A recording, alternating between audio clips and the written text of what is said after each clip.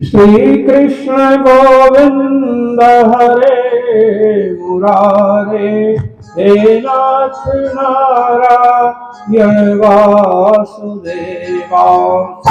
कृष्ण गोविंद हरे मुरारे, हे नाथ नारायण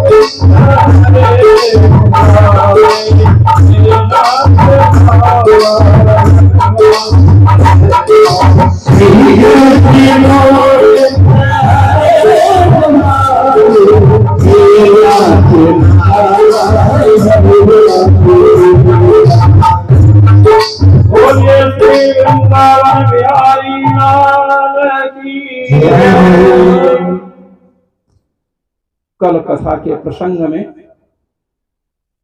आप सबने सुना कि भगवान श्री कृष्ण का प्राकट्य कैसे हुआ। भगवान के स्वरूपों में भेद हो सकता है, किंतु भगवान के रूप में भेद नहीं है। जो सच्चिदानंद परमात्मा श्री राम रूप में है, वही सच्चिदानंद भगवान श्री कृष्ण के रूप में है। कोई भेद नहीं। रूप में भेद हो सकता है, कोई धनुष बाण धारण करते हैं तो कोई बंसी धारण करते हैं, कोई शंख चक्र गदा पद्म धारण करते हैं। जैसे आपने देखा कि सोने के बने हुए कंगन में और हार में भेद हो सकता, स्वरूपतः भेद है। एक गले में पहना जाता है तो एक हाथ में पहना जाता है, किंतु दोनों क्या है? सोना है। सोना ये नहीं कह सकते सोना नहीं है, कंगन सोना है, हार सोना का नहीं है। दोनों सोने के बने हैं, इसलिए सोना दोनों में अनुस्यूत है।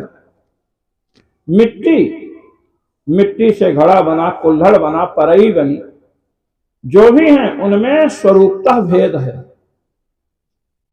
कुल्हड़ से जो कार्य हो सकता है वो घड़े से नहीं होगा, और घड़े से जो हो सकता है कुल्हड़ से नहीं होगा।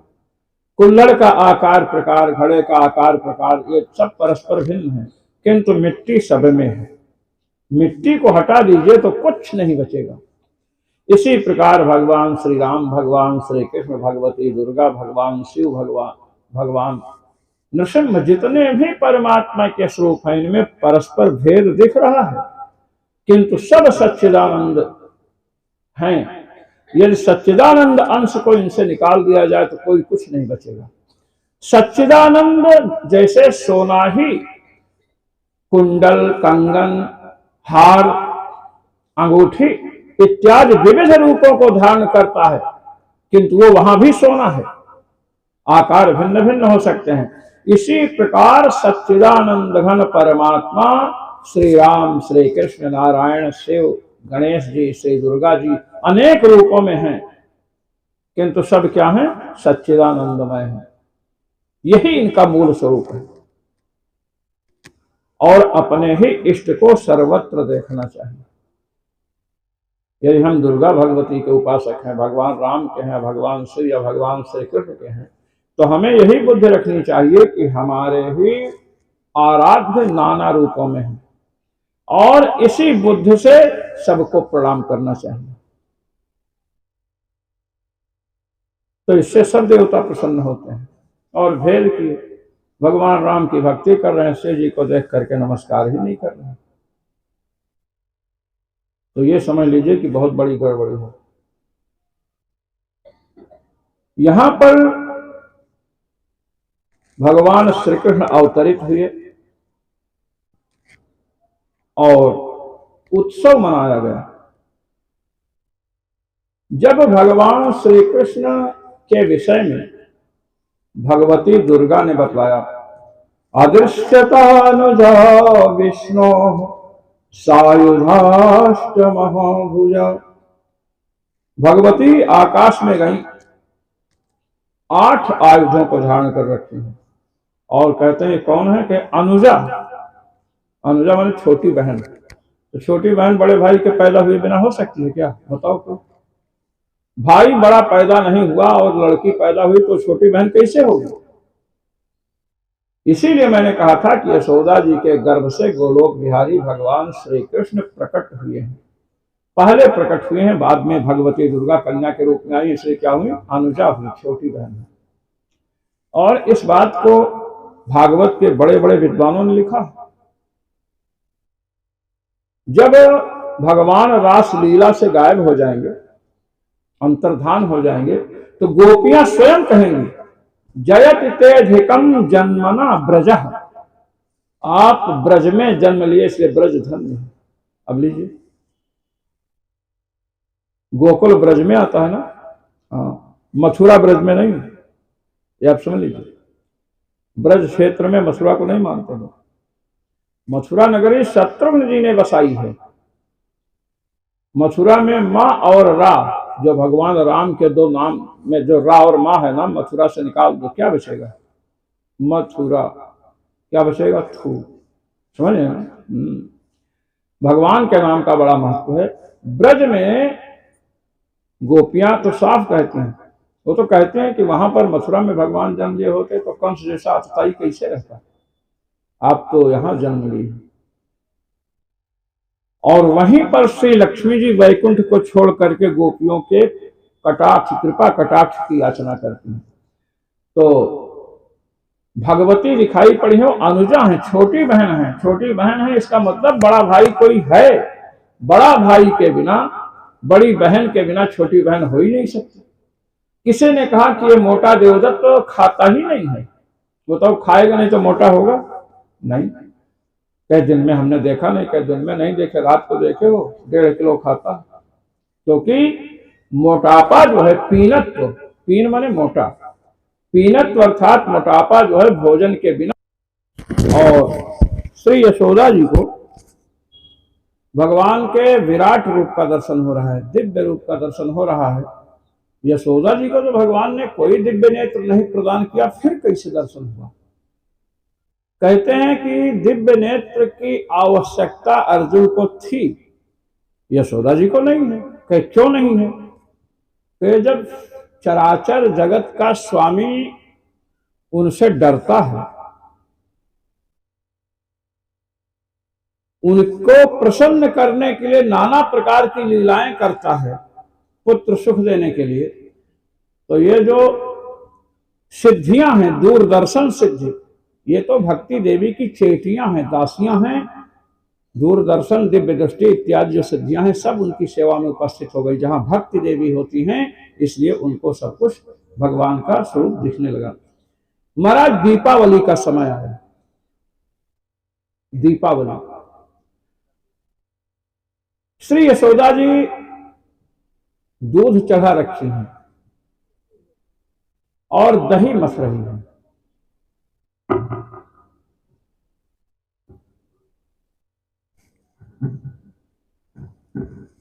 तो महाराज भगवान को दूध पिला रही थी और इतने में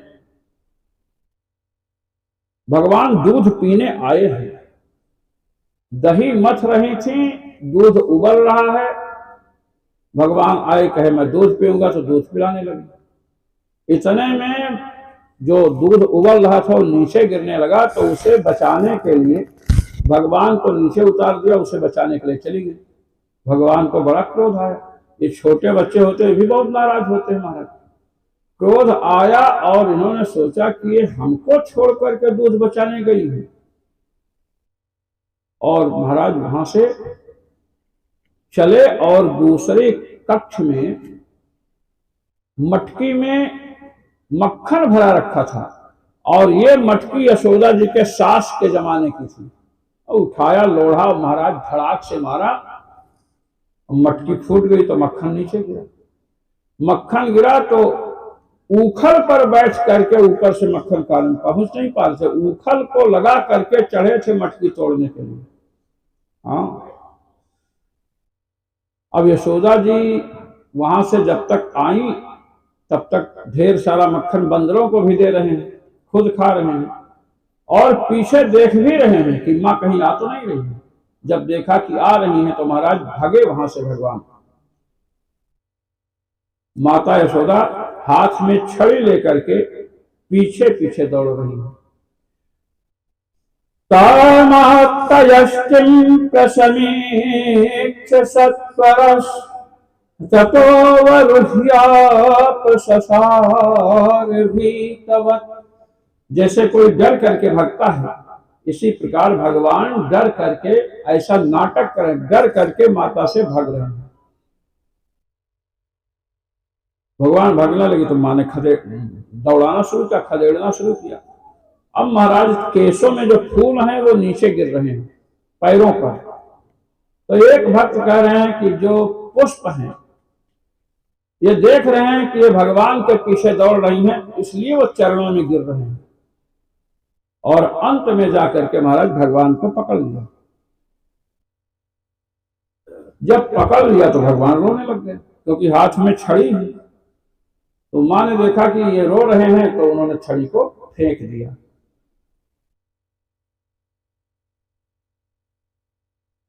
उद्वीक्षमाणं भयविह्वलेक्षणं हस्ते गृहीत्वा भूषयन्त्यवाग्रत्। डरवा रही हूं तो मैं तुम्हें भी पिटाई करती हूँ, अभी बताती हूँ। भगवान जब अधिक रोने लगे तो महाराज छड़ी को फेंक दिया। ये तो डर गया और पहले तो दोनों हाथ पकड़ा और कहा मैं कब तक पकड़ी रहूंगी। इसलिए महाराज यशोदा जी ने भगवान को बांधने के लिए रस्सी लाई, और जिस ऊखल पर चढ़ करके मक्खन खा रहे थे ना, उस ऊखल को भी लाई है, और उस ऊखल को भगवान की कमर में, पेट में बांध रही है। रस्सी पेट में बंध रही है, पेट के द्वारा ऊखल और पीठ एक में जोड़कर रस्सी से बांधना शुरू किया। अब रस्सी महाराज 2 अंगुल कम पड़ गई, 2 अंगुल। दूसरी रस्सी लाई, उसको भी जोड़ दिया, फिर 2 अंगुल कम पड़ी। घर की रस्सी पूरी लग गई, 2 अंगुल कम पड़ी तो पड़ोसियों के पास गई। 1 पड़ोसी, 2 पड़ोसी, सभी पड़ोसियों से लाई। पड़ोसियों ने सोचा ये क्या करेंगे इतनी रस्सी, इनके पास तो हमारे यहाँ से अधिक रस्सियां हैं। आ करके देखते हैं कि अपने पुत्र को ही रस्सियों से लपेट रखी है और 2 अंगुल कम पड़ रही है। गोपियों ने कहा कि यशोदा जी, इसके भाग्य में बंधना नहीं लिखा है, अब आप हार मान लो और चुपचाप बैठ जाओ, जाने दो।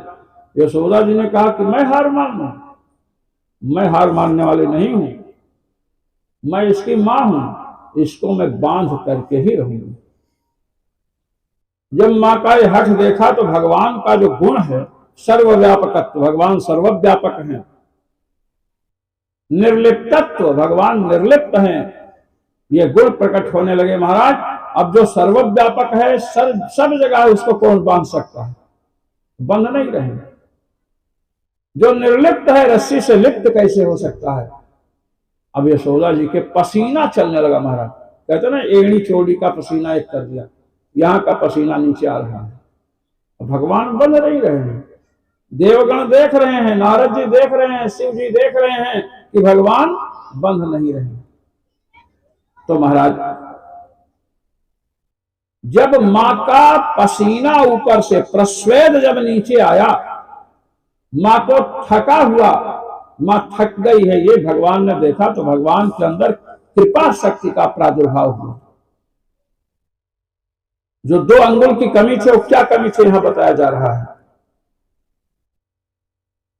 दृष्ट्वा परिश्रमं कृष्ण कृपया शीत स्वबंधने। 2 अंगुल की जो कमी है, एक कृपा शक्ति की कमी है और एक भजनोत्थ श्रम की कमी है, परिश्रम की। साधक भक्त भगवान के लिए परिश्रम करें और भगवान की कृपा। जब परिश्रम और भगवत कृपा दोनों होती है तभी भगवान बनते हैं। इसलिए पहले श्रम कीजिए, भगवान के कार्यों में परिश्रम करना चाहिए। इतना श्रम करें कि भगवान की कृपा शक्ति जाग जाए, भगवान बन गए। और महाराज उखल से बांधा है, चली गई, किसी कार्य में लग गई और भगवान उखल को खींचते खींचते ऐसी जगह पहुंचे हैं जहां 2 वृक्ष लगे हैं, अमलार्जुन इनका नाम है। उखल बीच में फंसी और महाराज वृक्ष टूट करके गिर गए। उखल के स्पर्श, भगवान बीच से निकले, वृक्ष नहीं गिरे। भगवान के कमर में जो उखल बंधी है, उस उखल के स्पर्श से यमलार्जुन का उद्धार हुआ। ये कुबेर के पुत्र हैं। नारद जी का अपमान किए थे तो सांप से यमलार्जुन बने। किसने उद्धार किया? भगवान ने नहीं, भगवान से बंधे हुए एक खल ने उद्धार किया। उखल में खल शब्द है कि नहीं? संस्कृत में इसे उलूखल कहते हैं। उलूखल, संस्कृत में उलूखल, हिंदी में उखल, दोनों में खल जुड़ा हुआ है। खल माने दुष्ट।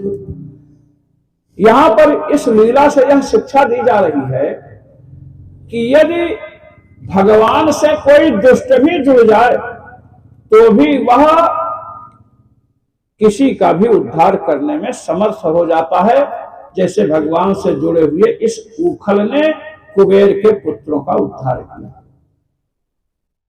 लड़के देख रहे हैं, गोप बालक देख रहे हैं, यशोदा जी, लौड़ी, नंद जी आए, कहिए कैसे हुआ? बच्चों ने कहा कि इसी ने, कन्हैया ने उखल से उखाड़ा है। कैसे उखाड़ा? इतना छोटा बच्चा इतना बड़ा पेड़ उखाड़ सकता है?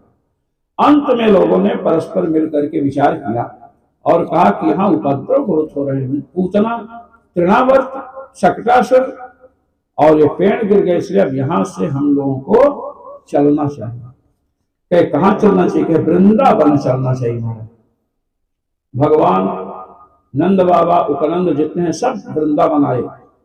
धनम, देखिए, वनम वृंदावनम नामापसव्यम नवकाननम। वृंदावन बहुत सुंदर वन है, इसमें 9 जंगल है महाराज। यहाँ पर आ गए और महाराज गोवर्धन पर्वत सब कुछ है। 3 वर्ष के भगवान थे तो वत्सासुर का वध किया और 5 वर्ष के भगवान हैं तो बकासुर का उद्धार किया। बकासुर आया बगला बनकर। इसके बाद अघासुर को कंस ने भेजा। अघ कहते पाप, साक्षात पाप ही असुर के रूप में आया। भगवान गए हैं, बछड़ों को चरा रहे हैं। पहले गाय चराने में नहीं दिया गया। अब क्यों नहीं दिया गया? क्योंकि बच्चे हैं तो बच्चों को ले जाएं, बछड़ों को ले जाते हैं। अघासुर आया, मुंह फैलाकर बैठ गया। लड़कों ने कहा देखो ये सांप जैसा दिख रहा है लेकिन है रास्ता। अब है वो सांप। भगवान रोकना चाहते हैं फिर भी सब अपना भोजन और जल लेकर के अंदर घुस गए। वो मुंह नहीं बंद कर रहा है क्योंकि भगवान कृष्ण की प्रतीक्षा कर रहा है। जब भगवान सोचे कि जब तक हम नहीं जाएंगे तब तक ये मुंह नहीं बंद करेगा। भगवान गए और जैसे मुंह बंद करना चाहा, महाराज अपने शरीर को बढ़ाए। अघासुर मर गया, उसके शरीर से ज्योति निकली और भगवान में समा गई। बोलिए अघासुरोद्धारक भगवान की जय। जब बच्चों को बाहर निकाला तो सब बैठ करके भोजन करने लगे, नाश्ता। अब महाराज उसमें कई प्रकार के नाश्ते थे बच्चों के लिए। माताएं तो बहुत अच्छी अच्छी चीजें भेजती है। एक स्तोक कृष्ण नाम का बालक था और वो लाया था दही बड़ा। क्या लाया था? दही बड़ा। अब वो भगवान का माने छोटा कृष्ण, स्तोक कृष्ण माने छोटा कृष्ण। अब हड़बड़ाहट को उसने बड़े को मुख में रख लिया। अब उसे हुआ कि अरे मैंने तो कन्हैया को खिलाया ही नहीं। भगवान भी देख रहे थे, कहे रोज तो खिलाता था, आज नहीं खिलाया। अरे कहे कि देखिए मुंह में चला गया। तो भगवान ने कहा कोई बात नहीं, अपने मुंह से निकाल के हमारे मुंह में डाल दे। कहे नहीं, ये गलत बात है, मैं ऐसे कर रहा था। भगवान ने तुरंत निकाला, मुंह खोल करके अपने मुंह में डाल दिया। और ब्रह्मा जी देख रहे थे। ब्रह्मा जी ने कहा कि ये भगवान कैसे हो सकते हैं, दूसरे का जूठा खाने वाला भगवान होता है क्या? नहीं। फिर कहा यदि ये भगवान नहीं है तो अघासुर का वध किए तो अघासुर के शरीर से जो ज्योति निकली वो इनमें समाई कैसे? जीव तो परमात्मा में लीन होता है, तो कैसे समा गए? इसलिए भगवान है। किंतु भगवान जूठा खाते हैं, इसलिए भगवान नहीं होना चाहिए। ज्योति समा गई इसलिए भगवान होना चाहिए। बस संदेह है। विरुद्ध कोट जब उपस्थित होती है तो संशय होता है, पर्वत आग वाला है कि नहीं, पर्वतो बलिमान नवा, श्री कृष्ण भगवान नवा। ये संदेह हुआ श्री कृष्ण भगवान है कि नहीं। भगवान नहीं है ये इसलिए क्योंकि जूठा खाए हैं, और भगवान हैं इसलिए क्योंकि ज्योति समा गई है। तो ज्योति समाने से भगवान होना चाहिए और जूठा खाने से भगवान नहीं होने चाहिए, बस संदेह हो। इतने में एक बालक ने कहा कि मैं बछड़ों को लेने जा रहा हूं, बछड़े दिख नहीं रहे हैं, दूर चले गए। भगवान ने कहा तुम लोग खाओ, मैं जा रहा हूं। ब्रह्मा जी ने कहा परीक्षा करनी चाहिए, जहां संदेह हो वहां परीक्षण। भगवान बछड़ों को लेने गए तो ब्रह्मा जी ने जितने गोप बालक हैं सबको योग बल से ब्रह्मलोक पहुंचा दिया।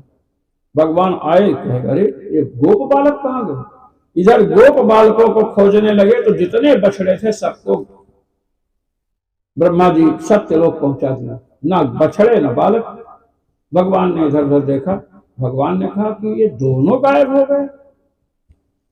भगवान ने देखा कि ओ, जब बच्चा बाप की परीक्षा लेने लगे तो बाप को भी तो क्रोध तो आएगा। ब्रह्मा जी तो भगवान के पुत्र हैं।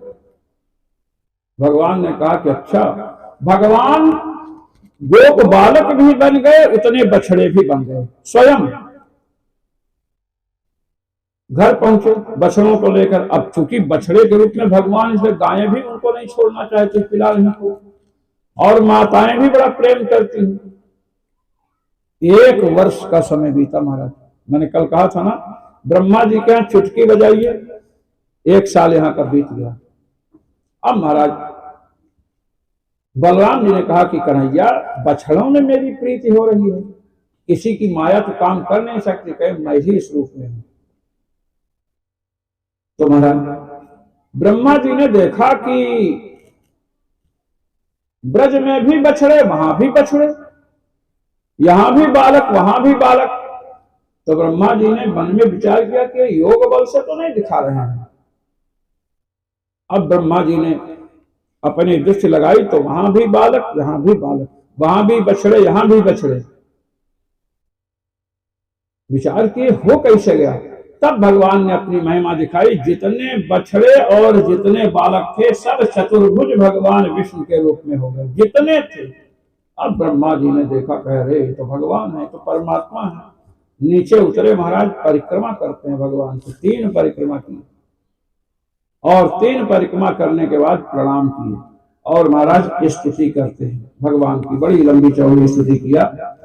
नवनियुक्ते प्रभकुशे तडिदंबराया गुंजावतंस परिपिच्छल सन्मुखाया वन्यस्रजे कवलवेत्र विशाणमेयु लक्ष्मश्रिये मृदुपदे पशुपांगजाया। नवमी आपको नमस्कार करता है। ईद आप स्तुत्य हैं, नमस्कार के योग्य हैं प्रभु। अभ्रवक से आपका शरीर मेघ के समान नीलवर्ण का है। आपके श्री विग्रह पर जो वस्त्र है पीतांबर, ये बिजली जैसे चमक रहा है। गुंजा की माला पहन रखे हैं और विषाण सींग ले रखे हैं और कवल बेंत ले रखे हैं, और जैसे लड़के खाते हैं ना कौर कौर, ऐसे ऐसे हाथ में कवल ले रखे हैं। हाँ, बच्चों का क्या है, हाथ में रखकर खा रहे हैं। करपात्री स्वामी बने हुए हैं। हाथ में जो रखकर खाता है उसे क्या कहते हैं? करपात्री, करपात्र। भगवान से क्षमा मांगते हैं ब्रह्मा जी। कहते हैं कि महाराज जिसको एक भूत पकड़ ले वो आपा खो देता है। किसी को भूत पकड़ ले तो अल्लाह बल्ला बकता है। हमें 5 महाभूतों ने पकड़ रखा है, ब्रह्मा जी कह रहे हैं। समझे? पृथ्वी, जल, तेज, वायु, आकाश, ये 5 महाभूत हैं। ब्रह्मा जी का शरीर भी इन 5 महाभूतों से बना है, समझ लीजिए। तो एक भूत से हालत खराब हो जाते, 5 भूत नहीं महाभूत पकड़ लें तो क्या स्थिति होगी। ब्रह्मा जी कह रहे थे प्रभु क्षमा कीजिए। ब्रह्मा जी को भगवान ने क्षमा किया। सोचे कि कुछ लीला, इन्होंने हमारी परीक्षा ली है तो इनकी भी परीक्षा थोड़ी ले लें। इन्होंने बड़ा आनंद लिया है, हमारे भक्तों से हमको दूर किया। ब्रह्मा जी जब ब्रह्मलोक पहुंचे तो वहां का जो द्वारपाल था ना, रोक दिया ब्रह्मा जी को, अंदर नहीं जा सकते। कहे क्यों? कहे ब्रह्मा जी का आदेश है।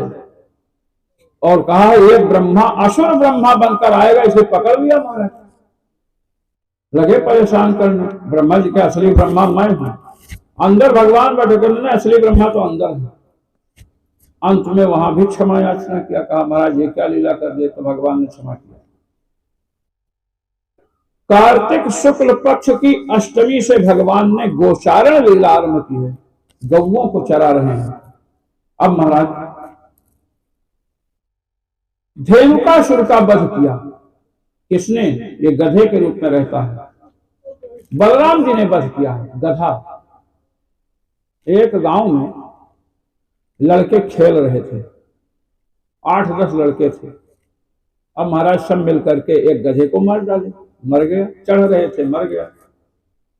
अब वहां के जो पुरोहित थे उनके पास सब लोग गए कि पंडित जी गधा मार दिया बच्चों ने, अब बताइए उसका क्या प्रायश्चित है। पंडित जी ने कहा कि बिल्ली मरती है तो क्या प्रायश्चित करते हैं? कहे सोने की बिल्ली चढ़ाते हैं, अर्पित करते हैं। कहे तो सोने गधा चढ़ाओ। गांव वालों ने कहा कि सोने गधा, गधा तो बड़ा वजन होता है, भारी होता है। अरे कहे छोटा कर दो, उसमें क्या है। ये निश्चय हो गया कि गांव वाले क्या चढ़ाएंगे? गधा, गधा। गधा वैद्य को कहते हैं। गद माने रोग और हा माने नष्ट करने वाला, जो रोग को नष्ट करे। गदहा, गदहा माने वैद्य। किसी कहे मत देना। तो महाराज निर्णय हुआ कि इतना सोना फलाने दें, इतना सोना ये दें, इतना सोना ये दें। ये बंटवारा हो चुका, चलने वाले थे, तब तक एक लड़का दौड़ करके वहां पहुंचा, आया। कहा पंडित जी। कहे क्या? कहे गधवा मारने में आपका लड़कवा भी था, आपका लड़का भी शामिल था। अब तो पंडित जी को भी सोना देना पड़ेगा ना। तब पंडित जी ने सबको बुलाया, कहा कि सुनो, 10-5 लड़का बीच में संतोष, और गधा मरले कछु न दोष। समझ रहे हैं? 10-5 लड़का, संतोष नाम था लड़के का, 10-5 लड़का बीच में संतोष, और गधा मरले कछु न दोष, दोष नहीं। तो ये निर्णय नहीं होना चाहिए। पंडित हैं, आपके लड़के ने मारा तो पाप तो आपके लड़के को भी लगेगा। अब ऐसा निर्णय देना, और ये सब लोग बना बना कर कहते हैं। तो महाराज गधा को मारा किसने? बलराम जी ने। भगवान ने कहा कि आज तुम मेरे साथ नहीं जा सकते गाय चराने, तुमने गधा मार दिया है, इसलिए तुम्हें दोष लगा है, तुम घर पर रहो। कालिय नाग को नाथना है, इसलिए बलराम जी शेषा उतार हैं। बलराम जी संकर्षण ही आए हैं बलराम रूप में, इनको ले जाएंगे तो से उसका कालियों का पक्ष लेंगे महाराज, इसलिए भगवान ने रोक दिया। यहीं रहना घर पर, गधा मारे हो, दोष लगा, माता जी गधा मारे हैं, इनसे दान पुण्य कराओ। बलराम जी ने कहा देख कब से धर्माचारी बन गए तुम।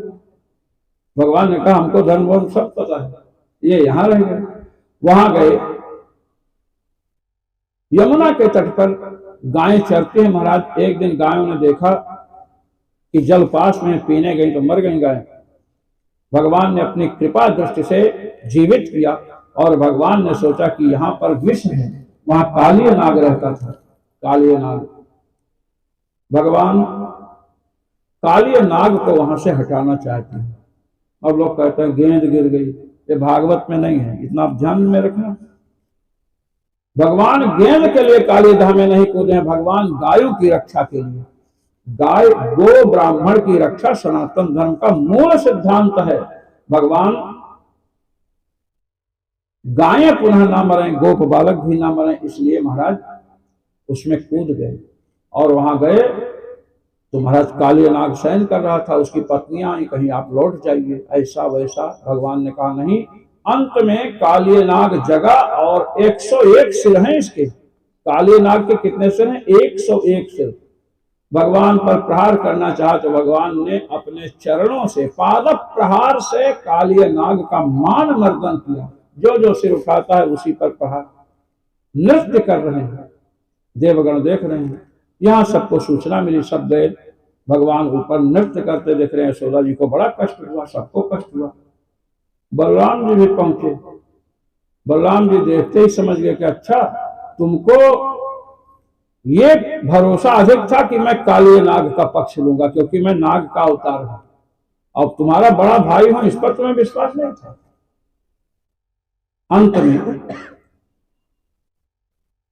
महाराज कौस्तुभ मणि दिया है नाग पत्नियों ने भगवान को, काले के कोषागार में थी, और उनकी प्रार्थना से महाराज भगवान काली नाग को वहां से रमणक द्वीप भेज देते हैं। उसने कहा कि मैं रमणक द्वीप नहीं जाऊंगा, गरुड़ जी हमें खा जाएंगे, कहे कि मेरे चरण चिन्ह तुम्हारे ऊपर बन चुके हैं, तुम्हें गरुड़ से भय नहीं। श्री परीक्षित जी ने पूछा कि महाराज रमणक द्वीप को इसने क्यों त्यागा, काली नाग ने? कहते हैं कि काली नाग के जितने भी संबंधी थे और भी सर्प थे, गरुड़ जी खाना है 10 सर्प मार डालें 50। तो लोगों ने कहा इतना क्यों मारते हैं, हम आपको भोजन सामग्री देंगे, एक आध सांप भी खा लिया करना। जिस दिन काली नाग की बारी आई तो काली नाग दूसरे दिन जो भी सामग्रियां आती थी महाराज स्वयं खा जाता था, और अब अपनी बारी आई तो गरुड़ जी से युद्ध करने को तैयार हो गया। गरुड़ जी ने इसको मारा तो आकर के यहाँ काली हृद में छिपा। अब यहाँ पर गरुड़ जी नहीं आएंगे ऐसा ये समझता है। अब आप लोग इस पर ध्यान दीजिए, इसको साप है, किसको? गरुड़ जी को। गरुड़ जी जहां पर काले नाग रह रहा है वहां पर पहले आकर के एक मछली को पकड़कर खा गए थे। तो सौभर इसने साप दिया था कि यहां आकर के यदि मत्स्य का भक्षण करोगे तो अपने प्राणों से हाथ धो बैठोगे। देखिए, अत्र प्रविश्य गरुडो यदि मत्स्यान् सखादति सद्यः प्राणैर्विभुज्येत सत्यमेतद्ब्रवीम्यहम्। इस हृद में प्रवेश करके यदि गरुड़ जी मत्स्य को खाएंगे, मत्स्य माने मछली, मत्स्य का सब जानते हैं, तो प्राणों से हाथ धो बैठेंगे। अब इस साप के कारण गरुड़ जी वहां नहीं जाते हैं और काली नाग आकर छिपा है। अब आप विचार कीजिए, हिंदी टीका में भी लिखा है मछली खाएंगे तो, जबकि ऐसा नहीं है। काली नाग मछली तो नहीं है, वो तो सर्प है, नाग है। गरुड़ ये सौभर इसका साप है कि यहां आकर के गरुड़ जी मत्स्य को खाएंगे तो अपने प्राणों से हाथ धो बैठेंगे। अगर गरुड़ जी काली नाग को पकड़कर खाते हैं तो भी कोई हानि नहीं होगी, क्योंकि काली नाग मछली नहीं है। फिर भी गरुड़ जी नहीं आ रहे हैं और काली नाग छिपा है, जानता है गरुड़ जी नहीं आएंगे। इसका मतलब कि मत्स्य का यहां मछली नहीं है। श्री वंशीधर जी जैसे भागवत के व्याख्याताओं ने कहा कि मत्स्य का क्या अर्थ है, पहले समझो। पहले सांप का प्रभाव गरुड़ जी पर नहीं पड़ेगा, क्योंकि काली नाग मत्स्य माने मछली नहीं है। फिर भी गरुड़ जी नहीं आ रहे हैं, इसका मतलब मत्स्य को खाएंगे, अर्थात मत्स्य मत्स्य मत्स्य को खाएंगे तो उसके अंतर्गत ये भी आता है, सर्प भी आता है, समझना चाहिए। कैसे? मत्स्य में दो शब्द हैं, मत है, मत में ता आधा है हल, और स्या है। मत का अर्थ है सर्प। माद्यन्ति अहितुंडिक वाद्यैः इति मदः सर्पाः। मत कहते हैं सर्प, और स्या शन्ति मारयन्ति स्वज्ञातीन इति स्याह जल जंतवः। स्या का अर्थ है जल जंतु, मत का अर्थ है सर्प, स्या का अर्थ है जल जंतु, दोनों मिला जी मत्स्य का अर्थ हुआ सर्प और जल जंतु। सर्प और जल जंतुओं को खाने के लिए गरुण जी आएंगे तो अपने प्राण से हाथ धो बैठेंगे। अब सर्प का नाम तो आ गया, काली नाग सर्प है, इसलिए गरुण जी नहीं आए, ये समझना चाहिए। ये भागवत है, विद्यावताम भागवते परीक्षा। एक साल में भागवत पढ़कर कथा कहना ये अलग बात है, किंतु ये है मत्स्य, इसीलिए गरुड़ जी यहां नहीं आते हैं। इसके बाद भगवान गोचारण कर रहे हैं। एक व्यक्ति ने पूछा हमसे कि भगवान बकरी भी चराते थे क्या? हरिद्वार की बात है। हमने कहा क्यों? कि भागवत में लिखा, देखिए, अजा गावो महिष्यश्च निर्विशंचो वनाद्वनम। अजा, अजा कहते बकरी को, गावह माने गाय, और महिष्या महिषी भैंस को कहते हैं। अर्थात भगवान बकरी और भैंस भी चराते थे, तो गोपाल को कहते हैं। अजापाल भी कहना चाहिए, महिषी पाल भी कहना चाहिए।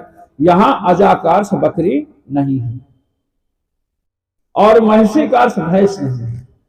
ये अजा और महिषी ये गायों का ही भेद है। कैसे?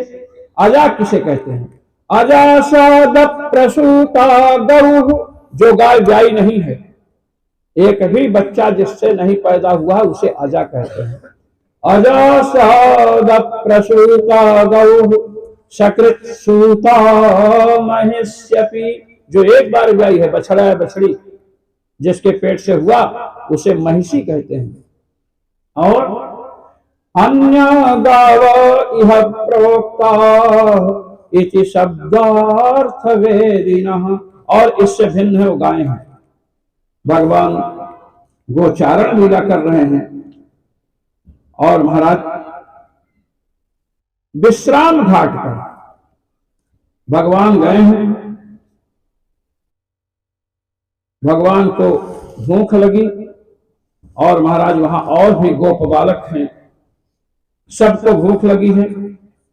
और महाराज सबने कहा कि कृष्ण हम लोगों को भूख लगी है, हमें भोजन करा दीजिए।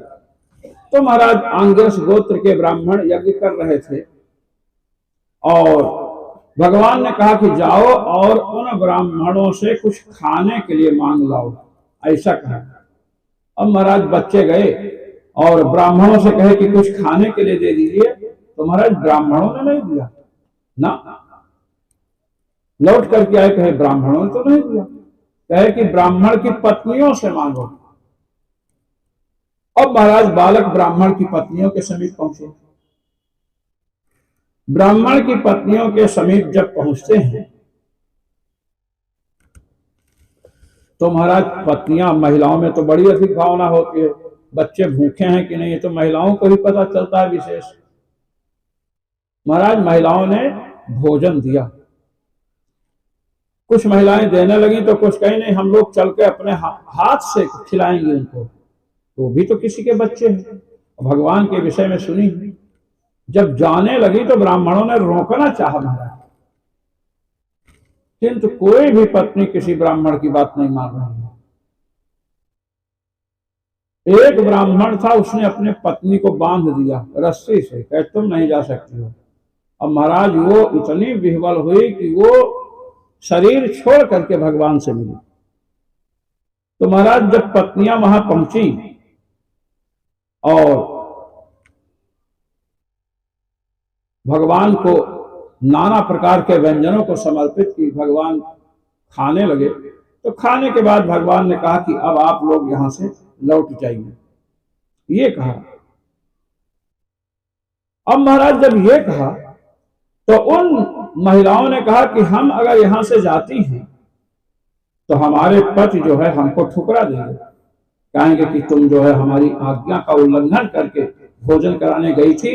महाराज इस प्रकार जब निवेदन किया तो भगवान ने कहा कि नहीं, ऐसा नहीं है, तुम्हारे जो पति हैं जब तुम लोग वहां पहुंचोगी तो तुम्हारा दर्शन करके उनका अंतःकरण शुद्ध हो जाएगा और वे पश्चाताप करेंगे कि हम लोगों को देखिए, हम वेद के ज्ञान में इतने उन्मत्त हो गए कि भक्ति हमारे हृदय में आई ही नहीं, और ये महिलाएं जो इतना शिक्षा भी नहीं ग्रहण की हैं, ये भगवान में कितना प्रेम करती है महाराज। इस प्रकार जब कहा तो सब लौट करके आई, तो ब्राह्मणों ने कहा कि महाराज क्या बताएं, इन लोगों के दर्शन से हमारा भी भाग्य खुल गया। इतना सब होने के बाद भी वो ब्राह्मण भगवान से मिलने नहीं गए, ये आप ध्यान रखना। कंस भीता नचा चलन, कंस के भय से महाराज गए नहीं, और महिलाओं को कोई भय नहीं कंस फंस का। तो महाराज ये स्थिति है कि भगवान के प्रति निष्ठा थी। अब इसके पश्चात क्या हुआ कि देवराज इंद्र जो है ना, देवराज इंद्र को महाराज बहुत बड़ा अभिमान हो गया। गोकुल वाले पूजा करते थे तो अपने को ही परमात्मा समझने लगे, तमोगुण का उदय हुआ। भगवान ने इंद्र यज्ञ को रोका, भगवान तो स्वयं यज्ञ स्वरूप है। यज्ञो वै विष्णु, भगवान यज्ञ स्वरूप है, और यज्ञ स्वरूप भगवान क्यों रोकेंगे यज्ञ को? किंतु यज्ञ इसलिए रोक रहे हैं क्योंकि इंद्र में राक्षसी भाव, आसुर भाव आ चुका है। ये आगे प्रकट होगा कि इंद्र जो गायों को मार डालने के लिए कहे, गौशाला को नष्ट कर देने के लिए कहे, वो तो मनुष्य भी नहीं हो सकता, देवता कैसे होगा? नंद गोष्ठ जिघांसया, नंद के गौशाला को नष्ट करने की इच्छा से इंद्र गए, तो देवता कैसे? भगवान ने देखा कि इंद्र में राक्षस भाव आ चुका है, इसलिए इनको यज्ञ का भाग नहीं मिलना चाहिए। आप देखते हैं कि जब यज्ञ होता है, यज्ञ का शुभारंभ, तो विद्वान ब्राह्मण रक्षोघ्न सूक्त का पाठ करते हैं। रक्षोहरम बलगहनम, रक्षोघ्न सूक्त, और उससे राक्षस भगते हैं। अब इंद्र स्वयं राक्षस भाव से आक्रांत हैं, तो इनको यज्ञ का भाग नहीं मिलना चाहिए। भगवान ने देखा कि नंद बाबा यशोदा जी समस्त गोप लोग क्या कर रहे हैं कि महाराज पूड़ी कचौड़ी हलवा मलीदा फलीदा सब बना रहे हैं, दही बड़ा सब बन रहा था। मैं सबका नाम ले रहा हूं। हाँ, कुछ तो हम लोग ग्रहण कर चुके हैं, कुछ बाकी है, समझ रहे हैं ना। तो अब महाराज बहुत सामग्री बन रही थी। भगवान को पहुंचे, नंद जी से पूछे, बाबा ये किसके लिए है सब? कहे इंद्र की पूजा। कहे इंद्र को आपने देखा है? कहे नहीं। कहे इंद्र आपका कोई कार्य किए हैं आज तक? कहे नहीं। कहे फिर इंद्र का क्या? अरे पूजा ही करनी है तो गोवर्धन की पूजा कीजिए। गोवर्धन पर्वत पर हमारी गौएं चरती हैं, गोवर्धन से अनेक प्रकार की औषधियां प्राप्त करते हैं हम लोग, तो गोवर्धन को छोड़कर के इंद्र फिंद्र की पूजा करने क्या आवश्यकता है? लोगों ने कहा कि बालक बात सही कह रहा है। और अंत में महाराज गोवर्धन की पूजा करने का निश्चय हुआ। भगवान ने कहा कि गोवर्धन की पूजा करवा रहे हैं तो गोवर्धन खाए माएंगे तो नहीं, इसलिए एक रूप से भगवान स्वयं गोवर्धन पर विराजमान हो गए। और महाराज वहां पर पूड़ी कचौड़ी हलवा लेकर के सब पहुंचे। अब वहां तो हजारों लाखों की संख्या में लोग हैं महाराज। अब भगवान को भोग लगाने की, इसमें तुलसी दल डालना पड़ेगा भाई, जो भी भोग आप रखेंगे तो इसमें तुलसी दल डालिए, और तुलसी दल डाल करके भगवान को समर्पित कीजिए। गोवर्धन का रूप धारण करके भगवान अनेक प्रकार की सामग्रियों को खाने लगे। अब हुआ क्या कि जिस समय इंद्र को पूरी हलवा मालपुआ मिलता था, जब नहीं मिला तो बड़े आश्चर्य पड़े कि ये क्या हुआ। तब तक नारद जी पहुंच गए। नारद जी को प्रणाम किया। नारद जी ने कहा, क्यों हलवा पूरी मालपुआ की आशा लगाए बैठे हैं, अब नहीं मिलने वाला है। अब हलवा पूरी मालपुआ दही बड़ा खाना है तो स्वर्ग में ही कढ़ाई चढ़ाइए, वहां से नहीं मिलने वाला है। सब समाचार सुनाए, वहां गोवर्धन की पूजा हो रही है। इंद्र ने देखा तो महाराज प्रलय काल के मेघों को बुलाया, और प्रलय काल के मेघों को बुला करके महाराज आदेश किया मेघों को कि जा करके नंद की गौशाला को ब्रज को नष्ट कर दो महाराज। इस प्रकार कहा।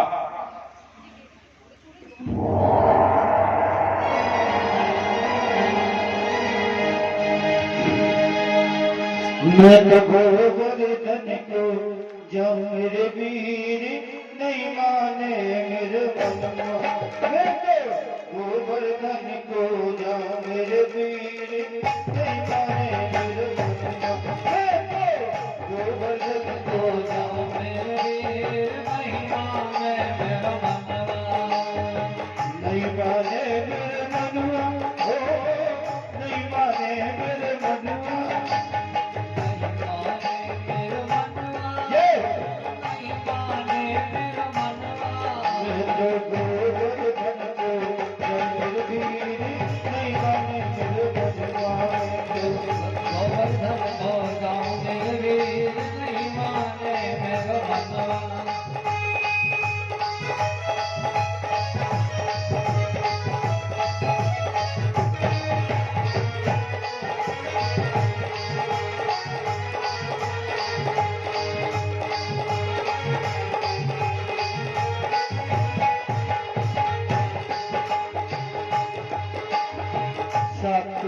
की करते करमा की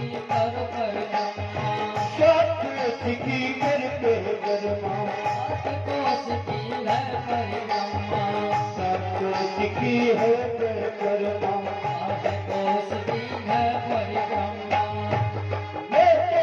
पांची गंगला मेरे वीर नहीं माने मेरे बंधुआ। पांची गंगला मेरे वीर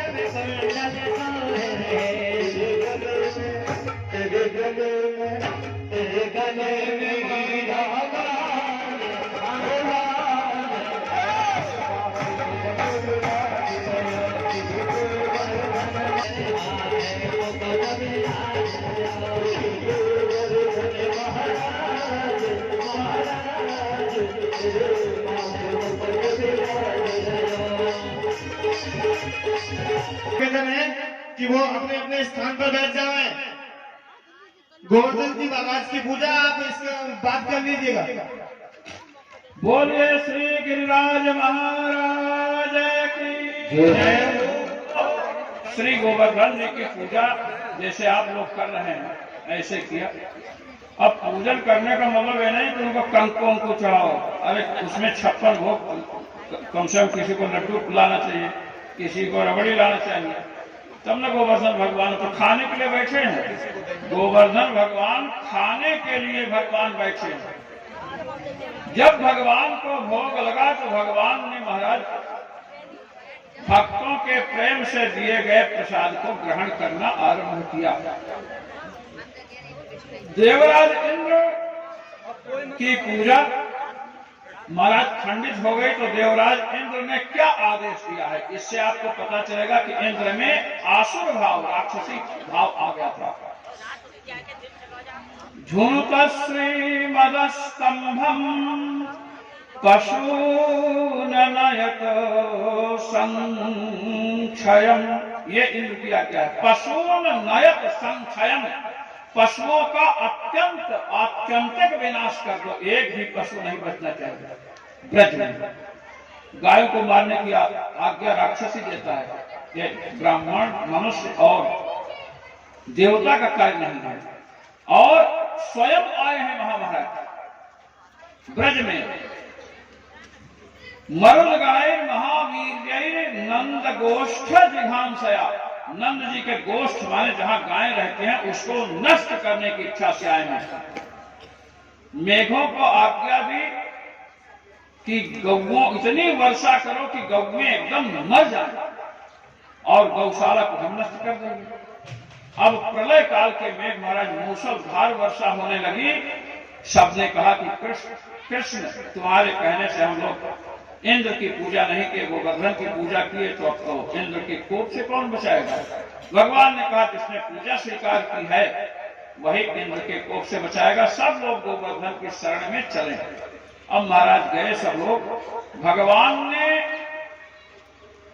अपने हाथ की कनिष्ठिका उंगली, पहले काने उंगली, इस पर गोवर्धन को 7 दिन महाराज धारण किए रखा। सब लोग उसके नीचे हैं। अब वर्षा हो रही है, मूसलधार वर्षा।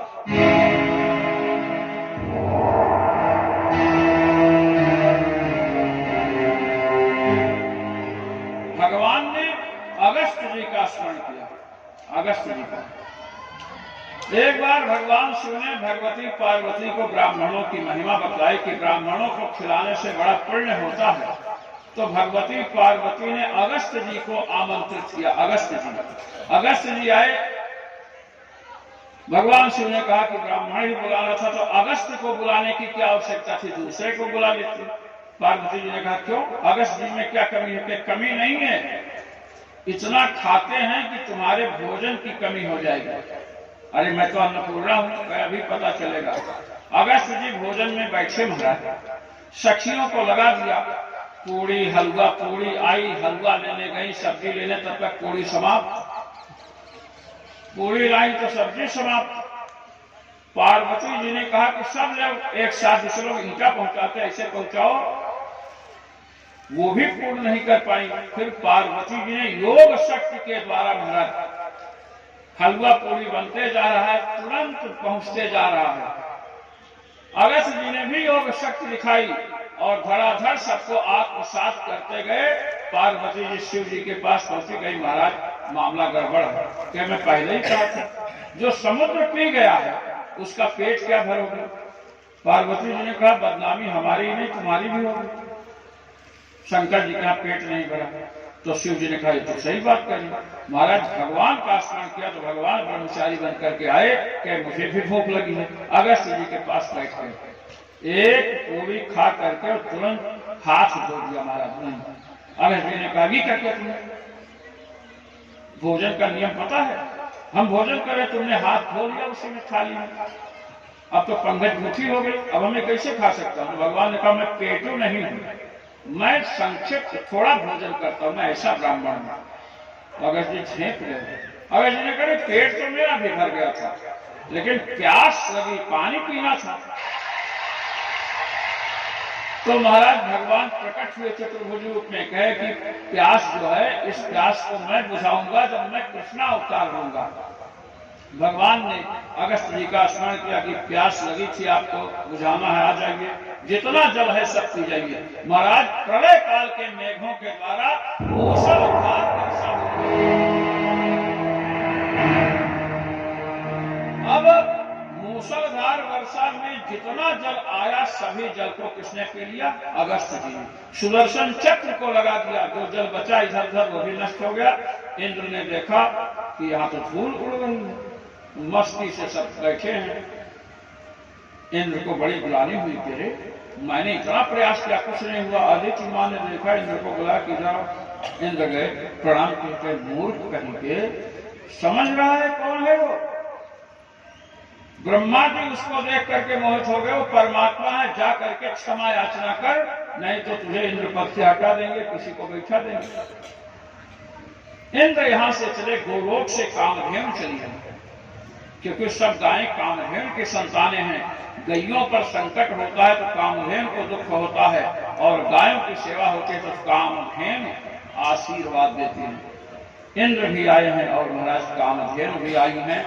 इंद्र ने देव ऐरावत हाथी के सूंड में भरे हुए जल से भगवान का अभिषेक किया और भगवान को गोविंद उपाधि दी।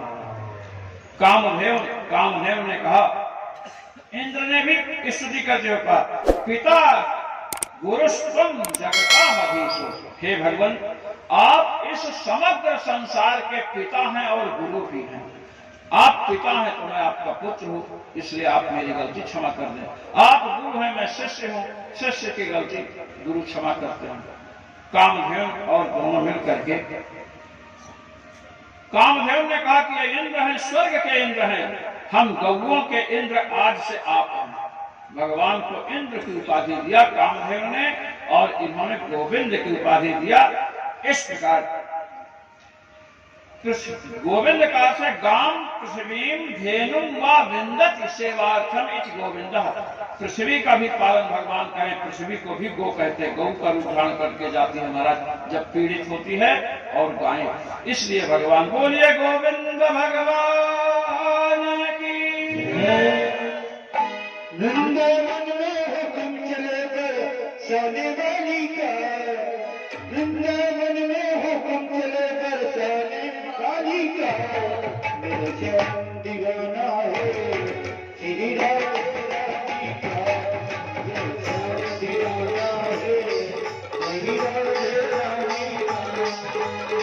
वृंदावन में हुक्म चले कर सोने वाली का, वृंदावन में हुक्म चले कर जाने वाली है। कभी गोकुल में देखा, कभी मधुबन में देखा, कभी यमुना पर देखा, कभी कनकट पर देखा, कभी यमुना में देखा, कभी कनकट में दीवाना है श्री राधे का।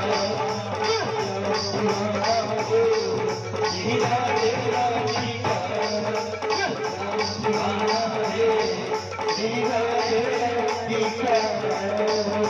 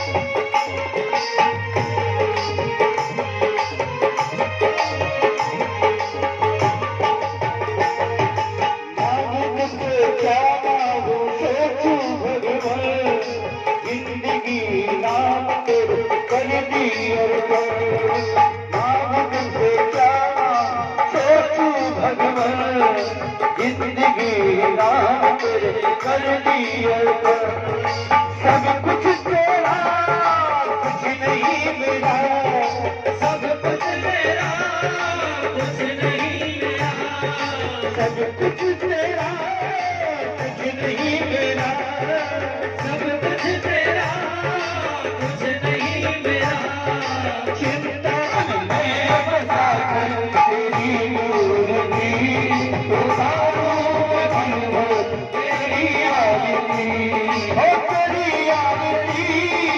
तेरी आरती प्रभु तेरी आरती मन में बसा कर तेरी मूर्ति उतारूं तेरी आरती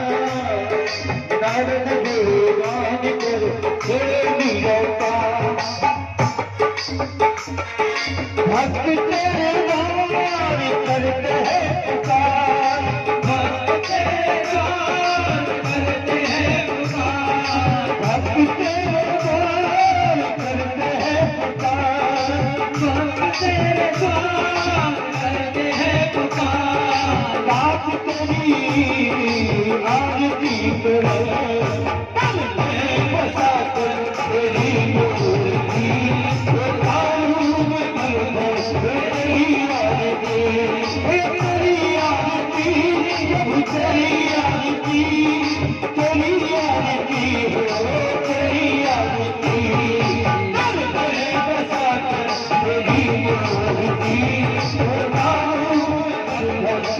Thank you.